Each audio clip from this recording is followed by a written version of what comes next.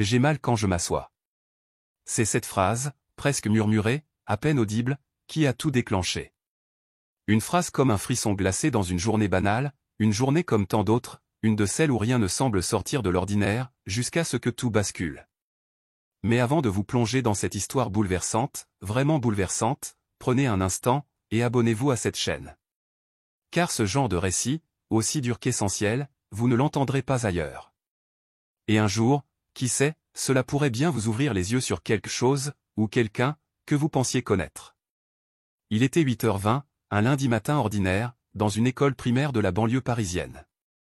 Le ciel était encore gris, les enfants entraient en file indienne, les manteaux trempés, les cartables trop lourds pour leurs petites épaules. Dans la classe de CE1, les pupitres grinçaient, les chaises raclaient le sol, et déjà les premières chamailleries résonnaient entre les murs.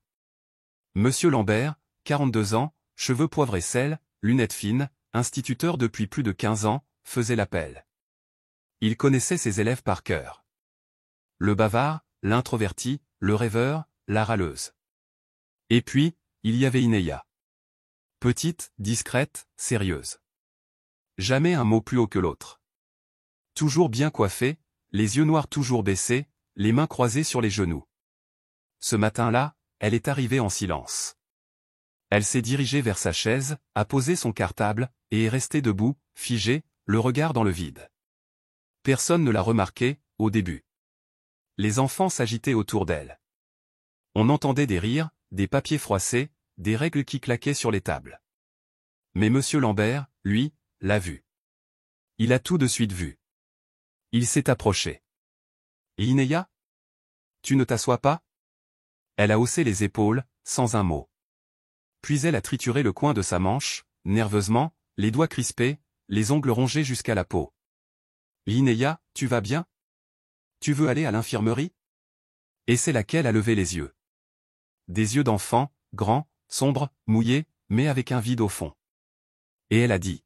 « J'ai mal quand je m'assois. » Une phrase simple. Trop simple. Mais qui a résonné dans l'air comme un cri silencieux. Le maître a senti une sueur froide lui couler le long du dos. Il a essayé de garder son calme, de ne pas alarmer les autres élèves. Il s'est accroupi, a parlé doucement, presque comme on parle à un oiseau blessé. « Tu t'es fait mal ?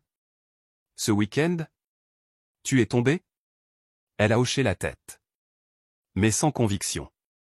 Et puis, comme si elle se souvenait d'un ordre, elle a ajouté, presque en chuchotant. Papa a dit de pas en parler. Là, il a compris. Pas tout. Mais l'essentiel. Il y avait quelque chose. Quelque chose de grave. Il a détourné le regard, juste une seconde, le temps de faire signe à son collègue à travers la vitre. Il a demandé à Inéa si elle voulait aller se reposer, voir la directrice. Elle n'a pas répondu. Mais elle a suivi, en silence. Dans le bureau de la directrice, porte fermée, Monsieur Lambert a raconté ce qu'il venait d'entendre. Il a précisé le ton, le regard, la manière dont elle avait dit ça. Pas de plainte. Pas de pleurs. Juste une phrase. Une phrase qui ne voulait pas être dite, mais qui avait fini par sortir, comme un appel à l'aide mal maîtrisé. La directrice a immédiatement contacté la cellule de protection de l'enfance. Ils ont demandé à la police d'intervenir dans les plus brefs délais. À 11h, 2 agents de la brigade des mineurs entraient dans l'école. Ils se sont montrés calmes, professionnels, bienveillants. L'un d'eux, une femme aux cheveux gris attachés en queue de cheval, s'est agenouillée devant Inéa et lui a demandé si elle voulait lui parler. Et pour la première fois depuis le matin, l'enfant a hoché la tête avec un peu plus de clarté.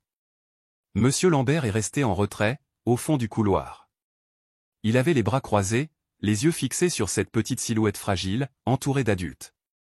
Et il ne pouvait pas s'empêcher de se dire. Et si je n'avais rien dit ? Et si je n'avais pas posé la question ? Combien de fois des enfants murmurent, sans être entendus ? Combien de fois passe-t-on à côté ?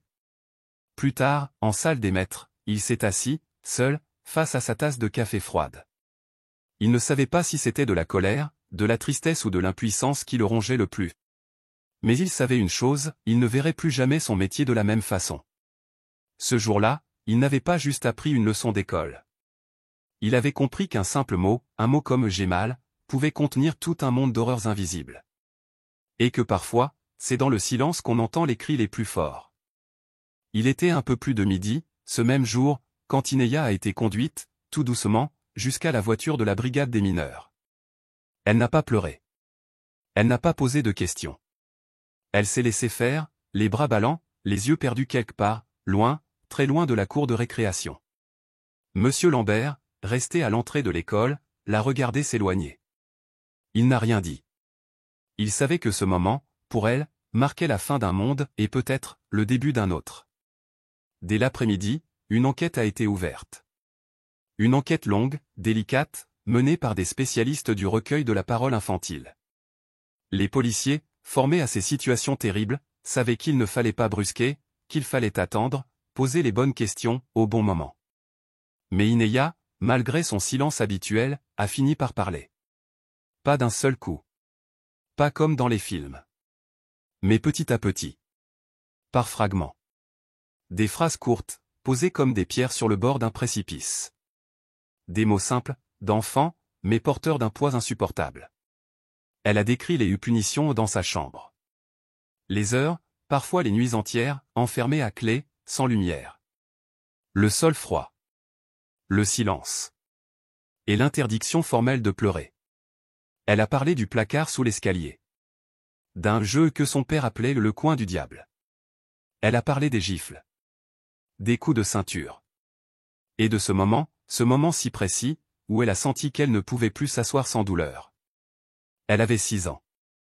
6 ans et demi, pour être exact. Et déjà, elle avait intégré qu'il valait mieux se taire. Les policiers, médusés par la précision de certains détails, ont perquisitionné l'appartement familial dès le lendemain. Un 3 pièces, modeste, dans un quartier sans histoire. Mais derrière la porte de la chambre d'Inéa, ils ont trouvé un verrou extérieur. Et dans le placard du couloir, une petite couverture pliée, une boîte de conserve vide, et une lampe cassée.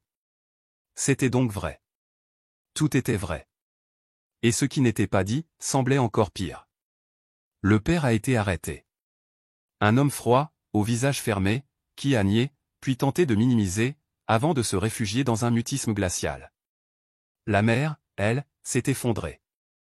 Mais pas en colère. Pas pour défendre sa fille. Non. Elle s'est effondrée de peur. Une peur ancienne, enracinée, qui avait pris le dessus depuis longtemps. Elle aussi était une victime. Peut-être pas dans les faits, mais dans l'âme. Et Inéa, au milieu de tout ça, restait cette petite silhouette fragile qu'on avait oublié d'écouter. Les semaines ont passé. Inéa a été placée dans une famille d'accueil.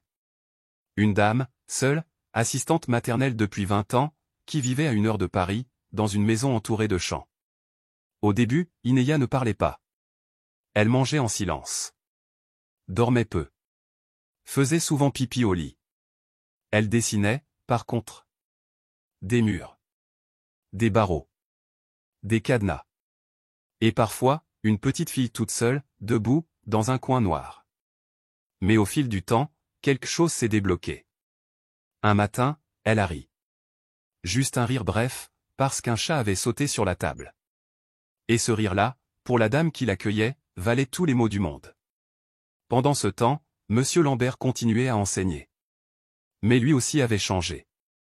Il regardait ses élèves autrement. Il écoutait davantage les silences que les mots. Et il parlait. Il parlait aux collègues, aux parents, aux enfants. Il répétait, inlassablement, que parfois, un enfant ne sait pas dire. Qu'il faut observer, sentir, creuser, et ne jamais minimiser ce qu'on croit rien du tout. Un matin, alors qu'il corrigeait des copies, une lettre est arrivée à l'école. Une enveloppe simple, sans expéditeur. À l'intérieur, un dessin. Une maison colorée, avec un jardin. Un soleil énorme. Et au milieu, une petite fille qui souriait. Sous le dessin, un mot, écrit avec des lettres encore hésitantes, mais pleines d'envie. Merci, maître. Maintenant, je peux m'asseoir sans avoir peur. Il est resté longtemps devant le dessin. Il n'a rien dit. Mais il a su, à ce moment-là, que tout ce qu'il avait fait, tout ce qu'il avait risqué, avait eu un sens. Parce qu'il avait osé écouter. Parce qu'il avait osé poser une question, là où d'autres auraient détourné le regard. Et vous, à votre tour, vous qui écoutez cette histoire jusqu'au bout, posez-vous la question. Combien d'enfants autour de vous souffrent en silence? Combien de regards évités, de silences gênés, sont en réalité des appels à les étouffer? Ne passez pas à côté. N'attendez pas qu'il soit trop tard. Et si vous voulez qu'on continue à raconter ces histoires vraies, dures, mais nécessaires, abonnez-vous à cette chaîne. Car parfois, une simple vidéo peut réveiller une conscience. Et parfois, une conscience éveillée peut sauver une vie.